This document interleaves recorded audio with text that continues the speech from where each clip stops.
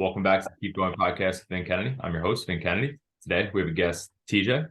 TJ, if you want to do a brief intro on yourself. So my name's TJ Martino. I'm a doctor of physical therapy in New Jersey. I own a small PT practice called Evo PT and Performance, and we focus on working with athletes and people that are dealing with chronic pain syndromes. Awesome. And then I know personally on the side, I saw today actually you signed up for the Mount Tammany Ultra. Yeah.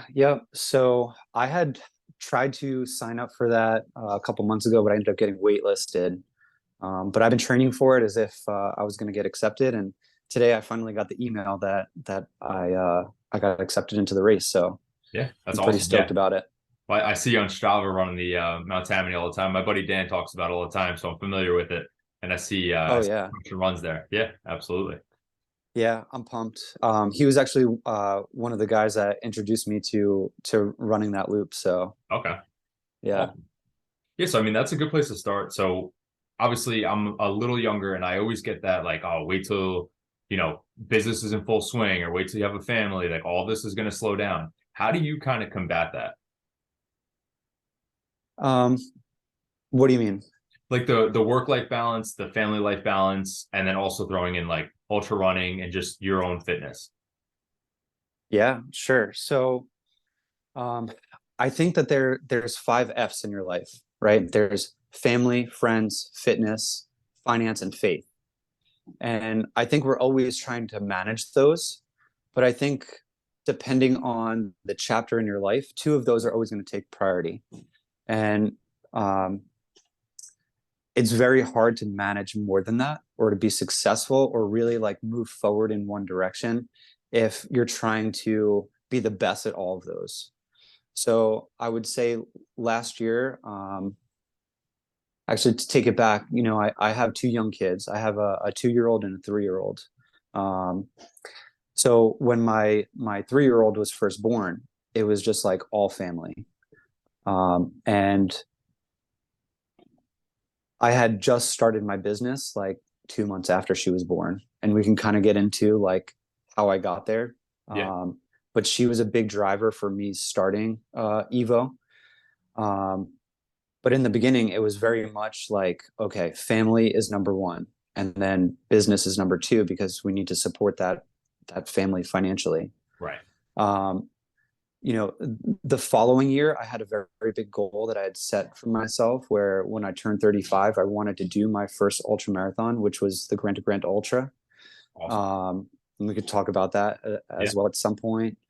Um, so it switched from, family and finance, and it went to family and fitness. And my business, it was maintaining. We were making enough money where I can um, maintain my current practice and help people, but I was really going like full steam ahead as far as my training. This year, it shifted back to more family and finance, and obviously training is in there. I have a couple of big goals for this year, but I would say not as big as they were last year. I mean, it's so important. I feel like people kind of, like you said, you need to kind of only fixate on two of the five because you'll kind of get consumed by all of them and make no progress in any areas if you focus on all 5. Mm-hmm. So Yeah, how did you I think I've. yeah. I was gonna say I think I've heard you talk about it. I've heard other people talk about it as like uh, it's very hard to make progress in a specific area if you are balanced. Yeah. Right? You're going to Absolutely. remain stagnant. You're going to remain in the status quo. So if you're going to make progress in a specific area in any of those five F's, whether it's developing your relationships, building a business, getting closer to God, whatever it might be, you can't do that if everything is balanced. So you need a little bit of imbalance to Absolutely. move forward and achieve a specific goal. Absolutely. And I think a lot of people's questions, especially like I just think of like family members of mine, is so when fitness isn't one of the 2 out of 5, how do you prioritize it? How do you still make it something that you focus on? I mean, at this point, it's a staple in my routine. Right. Like even when I was in the thick of it, when my kids were first born, it was very hard for me to get into training. Um, you're not really sleeping as much as you could. There's a lot of chaos because your schedule is off. It's the baby kind of dictating what your schedule is. Right. Very stressful. But it's very easy to maintain fitness compared to building fitness. So you need to train 5, 6, 7 days a week to maintain your fitness. It Right. could be once or twice. So it might fluctuate. It might fluctuate in, frequency of training. It might fluctuate in intensity of training. But as long as you're still out there trying to maintain, I don't think it's very difficult. Right. Um, Yeah. It sounds like it's but kind of still one of your core pillars, so it's not really going to go anywhere. of course, and that's kind of what led me into jujitsu. After my son was born, his schedule was a little bit more challenging than my daughter's was. She was a little bit more consistent in her sleep schedule, her eat schedule. My son's schedule was a little bit more erratic. So Right. that means less sleep. Um, you're not eating as much, you're stressed. It was just a lot. Right. And on top of that, I was trying to keep my business afloat. And my business is inside of a gym setting. So it was the last place I wanted to be at the end of the day, was Right. in those four walls, and you're tired and you're stressed. So I was like, what can I do to reignite that fire of like training? Right. And my cousins do jujitsu. I wrestled growing up. So I was like, I just need to show up to a class and they tell me what to do. As Yeah. long as I show up, I'm going to be doing something. There's not a lot of thought that goes into it. I just have to walk through the two doors. It's fun. You're improving your fitness, but it's very fun, and you're learning a new skill. So you're working your brain, and it allowed me to build habits on top of that as Right. my schedule started to normalize again. Yeah. So it started with jujitsu once or twice a week. And then I started running once or twice a week on top of that. Right. So kind of just keeping fitness fresh and keeping the challenges fresh. Yeah. Yeah. When you're running, you can almost let your mind go a little bit. Right. There's not a lot of thought that goes into your movement as you run. But when you're in jujitsu, your movement is at the forefront of your mind, right? Like you're very thoughtful about where your body is, where your weight is, where your balance is. And the same thing with your training partner, where their weight is, where their balance is. So it's a good way to like mix up your fitness. So it's less, I don't want to call it mindless, but less like thoughtful about your movements. Um, so you're engaged, you're engaged in the process. Yeah, it's definitely something I want to get into in the future. I've done like very few classes, but I've taken a lot of content from people that are very consumed in jujitsu, and I always hear it's like a Mm-hmm. puzzle. It's like playing chess. Like it's methodical. Oh, it's like playing chess. Yeah, Yes, definitely. yeah. And what is like one lesson that you've really taken away from jujitsu that you could kind of correlate into your life? Yeah, I think there's two lessons. I would say one of the best things about jujitsu that I found was their belt system. So within each belt, it's white belt, blue belt, purple, brown, and black, right? Mhm. Within each belt, you get promotions and there's stripes, right? Um, and basically, those promotions are rewards for your training. When you go to a lot of different sports, the reward comes from crossing the finish line or winning a match, but you're not necessarily rewarded for your practice on a day-to-day basis. So you take that for granted. You don't really celebrate those wins of consistency or progress in your training. So I think stepping back and looking at that, it's so valuable to recognize like your consistency and your progress over time and take those as wins. Because when you go into a race or you go into a match or a game, you don't always win. And it can set you back mentally. But when you celebrate the progress that you're making over time, it makes the journey that much more, it makes the journey that much more enjoyable. Yeah, right. absolutely. Especially when other people are recognizing it. Right. And I would say that the second lesson, I was thinking about it during my run over the weekend up out at Mount Tammany. When you first start jujitsu, you create so much tension when you're rolling with your partner. Like, it's full force. You're squeezing as hard as you can and trying to move this other person, and you burn out. You get fatigued like halfway into practice, and it's very humbling when you're going as hard as you can and you burn out after 5 minutes, especially for somebody that's super fit and somebody that's been training for a long time. But when you progress and you get better, you learn how to relax in certain positions. You learn how to like roll and go with the flow a little bit before you attack. Right. You're sitting back and planning. You're taking in your position. You're taking in your training partner's position, and you're able to, like you were saying before, play chess physically. And when I was running downhill at Mount Tammany, I was thinking about that, where I used to go up there and run, and I was so stiff going downhill, and I would roll my ankle all the time. And I'm like, what is going on? Because I wasn't going with the flow. I wasn't like rolling with the terrain. I was being too forceful. And now that I've kind of like taken that lesson and put it towards running, and especially on technical terrain, I'm able to like flow with the mountain a little bit. And it's almost like you're the nature's instrument, if that makes sense. Where the terrain is pushing you in all these different directions, and you just have to like roll with it.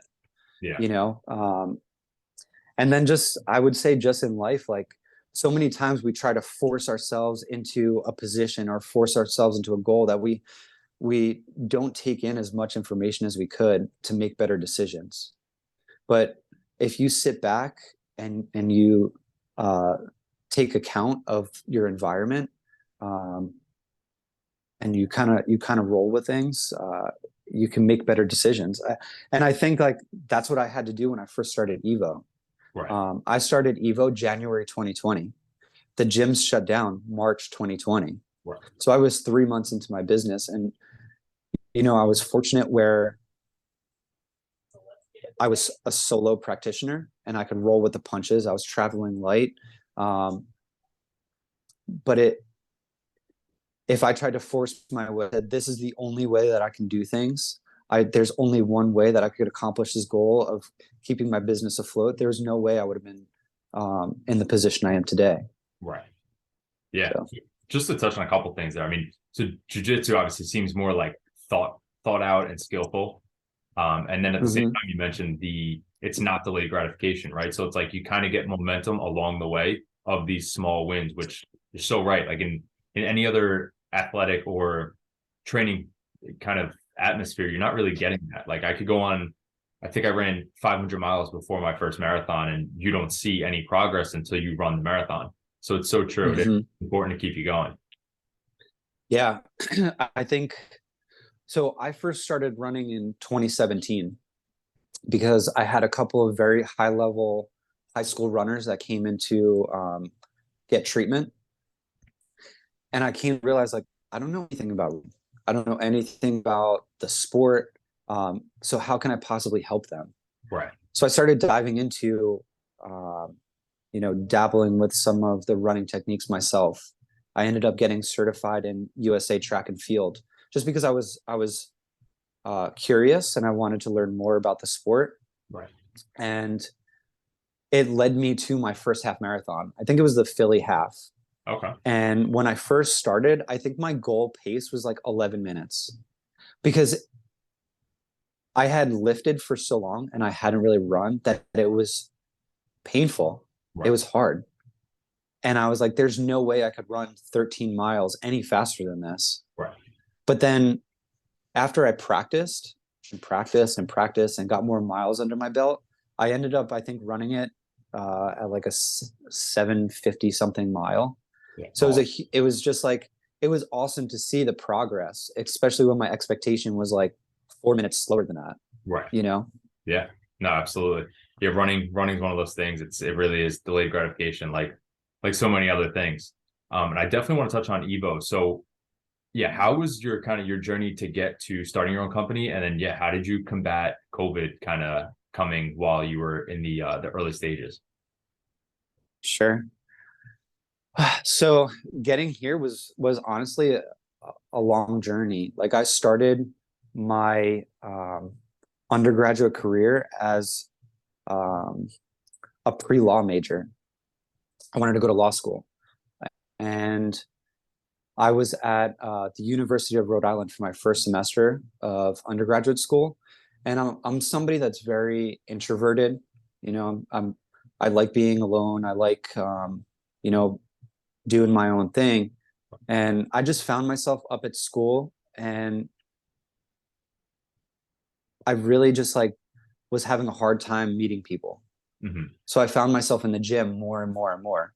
And I fell in love with it. I ended up getting like just hooked on, progressing in the gym. Right.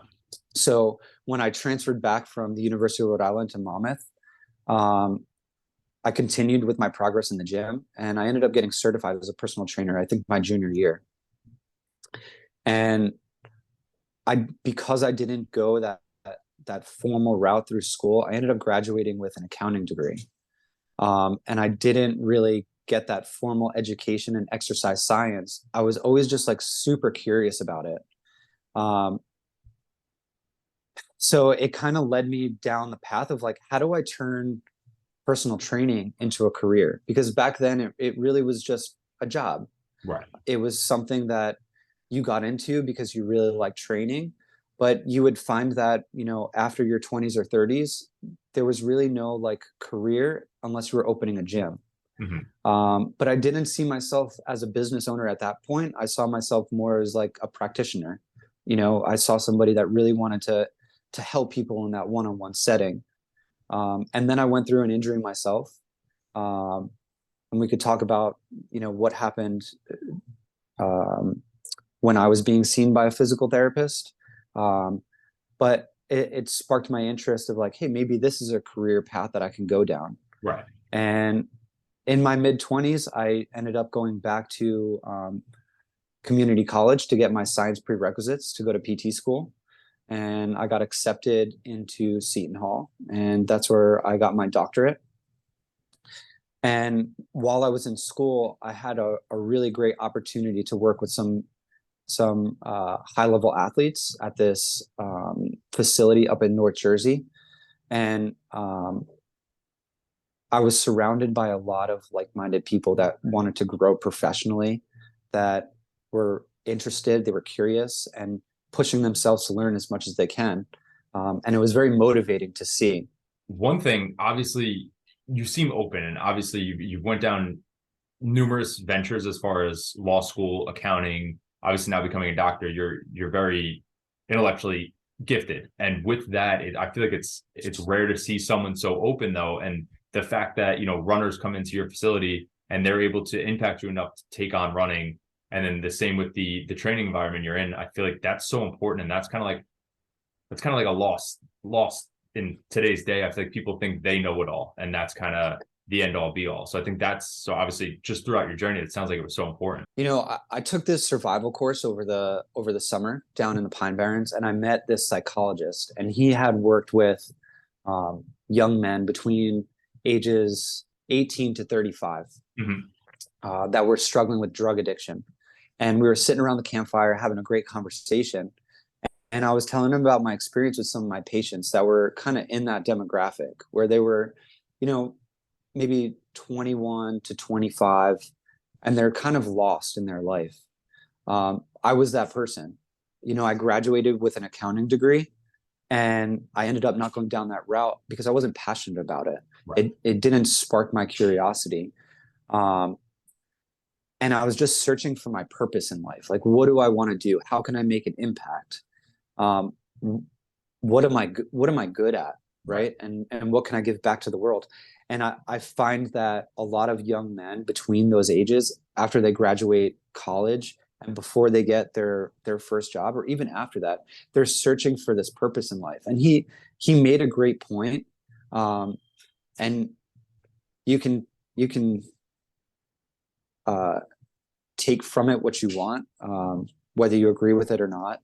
But basically, he said that, you know, it's very innate for women to have their purpose in life. And their purpose in life, a lot of times, is to give birth to a child and to raise that child. But through the course of history, that hasn't been the case for men. So we end up giving birth to our purpose. But just like women, right, that have a window where they can give birth to children, men also have a window to give birth to their purpose. And if they don't find that, if they don't find their purpose in life, then they end up, wandering and meandering through the rest of their life, and they struggle. And it was super interesting because I found myself there, and I was very fortunate to find my purpose, but I was also very fortunate to have the opportunity to search for it. My parents helped me throughout that whole course. My wife, who was my girlfriend at the time, was very supportive of me kind of working towards those goals. And really, like, it's funny because when people ask, like, how's everything going, I'm like, I'm living the dream. Right. Like I really feel that. Like when I wake up in the morning, like, dude, I'm so excited to come to work. Yeah. I'm so excited to, like, interact with people, and, like, kind of like jujitsu, like you're putting together a puzzle, right? You're interacting with a human being that's so complex, and you're just putting the puzzle pieces together, and you're helping them through one of the most vulnerable times in their life where they're struggling to get back. Yeah. And, in my mind, when I was in PT school, I noticed something super interesting, where there were certain classmates that I had that had a certain body type that gravitated towards certain activities. So, like, for example, you had your, like, small, petite, flexible female who gravitated towards yoga. So she would recommend that all her patients do yoga because she's good at it. Right. And then you had these, big, strong guys that were really good at strength training, and they would say all of their patients need to strength train, right? Because that's what they're good at. But they're good at it because of their body type. So Right. it's easy for them. It comes easy. But when you're working with a patient, they're going through something that's so difficult, right?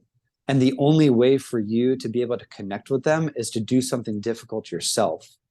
So in my mind, that weightlifter should be doing yoga, and that yogi should be doing strength training to see how hard it is for these patients to make progress. And when I go and I push myself in my training, I think about that all the time. Like running isn't easy for me. It's very hard, especially when you get to some of these bigger distances and you're hurting. Like, I know I feel like I can connect with my patients because I'm continuing to push myself to the next level. Do you know what I mean? That you're evolving in different things, right? Like you're throwing your hat at into different rings, and you're actually trying different things.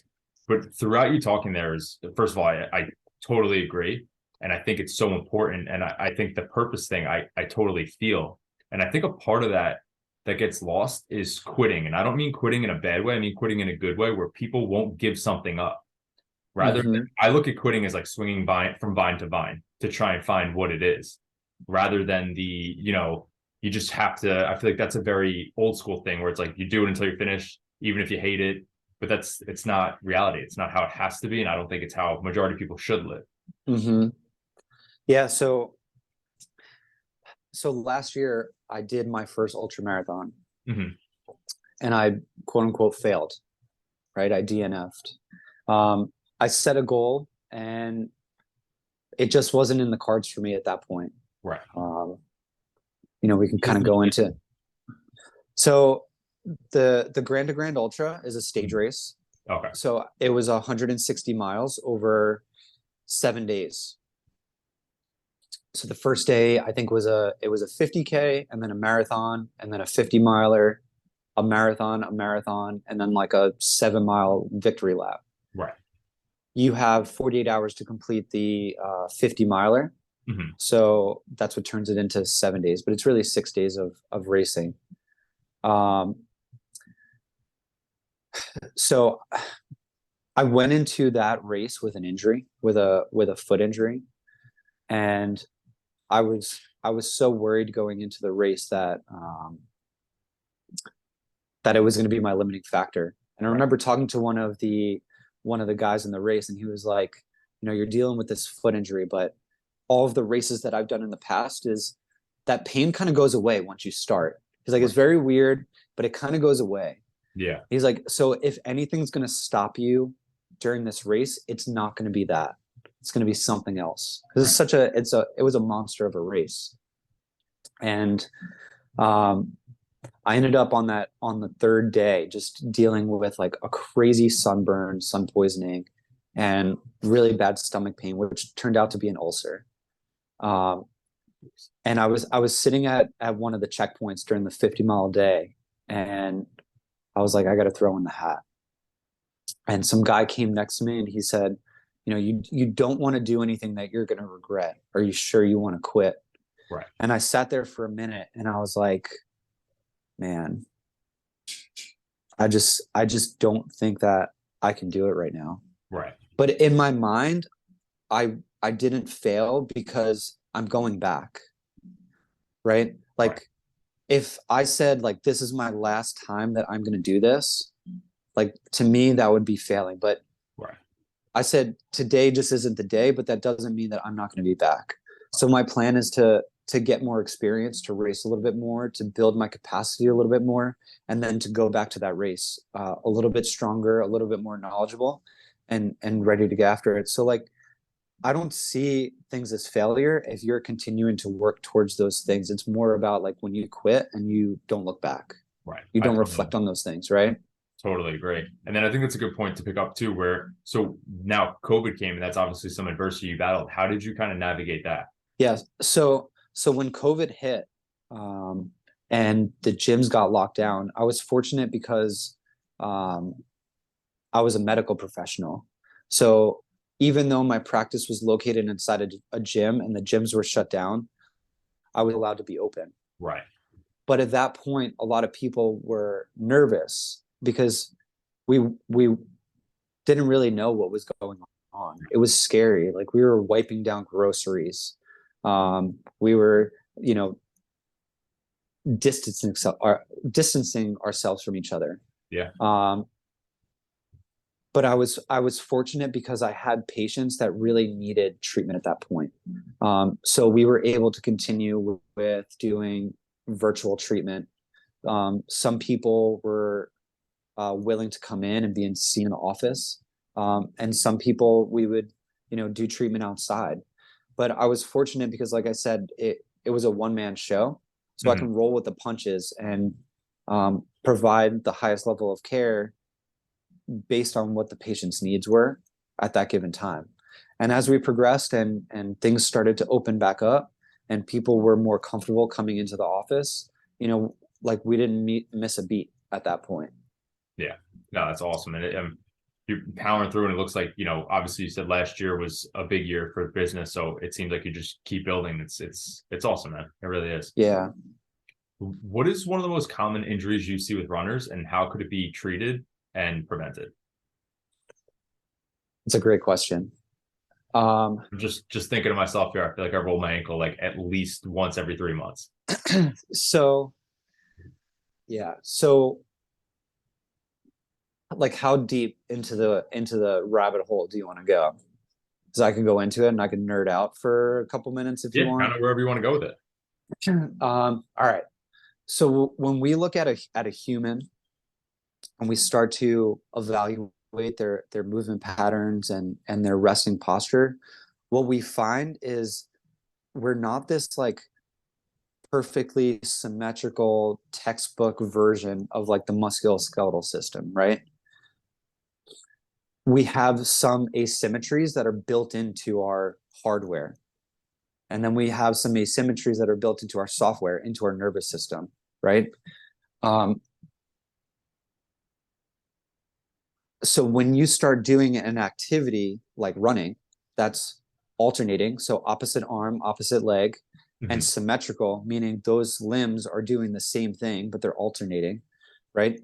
Um, because of that innate asymmetry, you're not loading your left side the same as your right side, right? Right. So because of that, we see a lot of overuse injuries in certain areas that tend to be um, that tend to become an issue because of the asymmetrical force distribution as your foot hits the ground Mhm. or your leg swings through the air. Um, a lot of times they're predictable, but a lot of times they're associated with your load management. So a lot of people will either do too much too soon, or I'm sorry, they'll run too far too soon. Right. They'll run too far for too long, or they'll do both of those things at too high of an intensity, Mhm. right? Either too high of an intensity for too long, or too high of an intensity too soon. They're not prepared for it. Right. And then those tissues that are overused because of the asymmetry become irritated um, as you move through. So it kind of sounds like the best way to do it is just like slowly progress volume and add it in as your body could handle, really.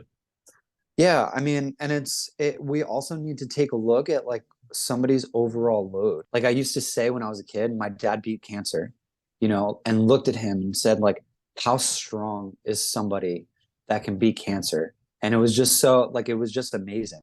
Yeah. Um, I was very fortunate to have like really great like role models in my life. Like even my grandpa was just like one of the strongest people I ever knew. Like he was a boxer, so he won the Golden Gloves. Oh, wow. And same thing, like super tough dude. And I looked up to him. He was just like I wanted to be that man that like my kids looked up to like that. Like as a parent, it's our job to spread our potential and expand our potential to set an example for our kids, right? Absolutely. Um, so I think that's what I'm trying to do right now is expand my potential in as many areas as I possibly can. In the area of education, I'm a doctor. In the area of business, eventually I'll have a multi-million-dollar business. In fitness, hopefully I'll have my jiu-jitsu black belt and I'll have accomplished like 100-mile races or more. Um, you know, a successful marriage, like all of those things are going to be examples for my kids to hopefully surpass. It's like, but also through my experience, I can give them those tips as they grow and they develop. Um, so I think that's really important. That's really important to me. Um, is to put myself in a position where I could be the hero for my kids. Yeah, absolutely. And like you said, you kind of you cut the gap where they can make the mistakes because you could teach them directly from yours. And then at the same time, it sounds like you're kind of opening them up to like limitless potential. And it kind of goes back to the five pillars. And yeah, man, I'm with you. My mom Yeah, I actually, think. yeah, Go ahead. my mom beat cancer as well. And it's true. It's like, I feel like what really drives most people is the other people around them. Like it's bigger than just you. Yeah. Yeah. I mean, I was like trying not to like dive too deep into it because I get a little bit emotional when I No, do. But absolutely. you know, I when you're a kid, your dad's your hero, um, especially when they overcome something like that. But Absolutely. as I got older and I saw his doctor misdiagnose him, I didn't want to be like that type of doctor. Right. And we had talked earlier about the injury that I had sustained, where I had injured my knee and needed to get surgery and go through physical therapy. I remember my physical therapist would sit at her desk on her laptop, look up every once in a while, and I was working with a student. And I was like, you're the same as the doctor that misdiagnosed my dad. Right. Like, you're not paying attention. Um, you're not involved in my care. Right. And I was like, maybe it's just the two of them. And then my first clinical rotation in PT school, my clinical instructor did the same thing. Yeah. She was like, yeah, you're going to go treat this patient, this patient, this patient. I was like, this is my first time working with patients. Like, you're not going to come hang out with me. Right. And she would just sit at her desk. And I was like, is this healthcare? And I actually ended up firing her from being my clinical instructor and asked to be switched because I wasn't there to just like go through the motions. Like, I wanted to be as good as I can so that I can help somebody. Absolutely.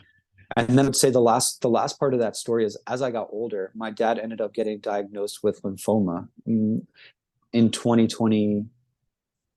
What was it? 2021. Mm-hmm. And he came to stay with us. And you would think that lightning doesn't strike twice. But the same thing happened where he got misdiagnosed, where the doctor didn't read the report. And I'm like, what is going on in this healthcare system? You know, like, are we not providing like the level of care that people deserve? And it's very ingrained in me that like I never want to make those mistakes. I'm not going to be that type of person. I'm going to be as involved in your care as I possibly can, because I want to see, you know, my people succeed.